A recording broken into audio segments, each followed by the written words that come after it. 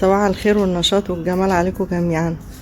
صحينا الصبح هنبدأ روتين سريع كده للليفنج بتاعنا. ده منظره الصبح بعد الفطار اهو، وده كمان فطار الطيور اللي بيجوا على الشباك مش ناسينه. هنلم الدنيا دي كلها وبعدين نوريكم بعد كده، خليكم معانا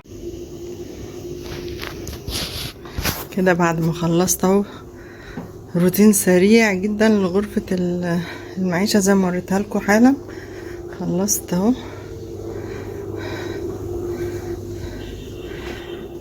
الصبح بدري، نشاط حلو. تخلصي حاجتك بدري وتدخلي على مطبخك وبقيت اليوم معاكي ملكك، اعملي فيه اللي انت عايزاه.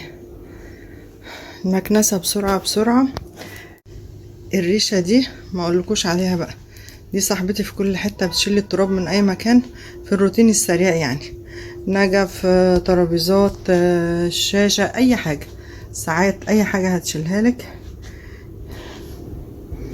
ايه رأيكم؟ شفتوا الفرق؟ قفلنا ستايرنا، فتحنا نورنا. نشطي، ولو شفتي الفيديو لحد دلوقتي ادعيلي دعوة حلوة، ويا ريت تكرميني بالاشتراك معايا وتدعميني وتحطي لي لايك وتقولي لي تشجيع ليا عشان نستمر ونكبر كلنا ونبقى عيله واحده. نسيت اقول لكم ان ده ركن الثانويه العامه غير مصرح ليا بان احط ايدي فيه، عشان ورقها وكتبها هي تلمها وتعملها زي ما هي عايزه. صباح الهنا عليكم كلكم، ربنا يسعدكم ويوفقكم.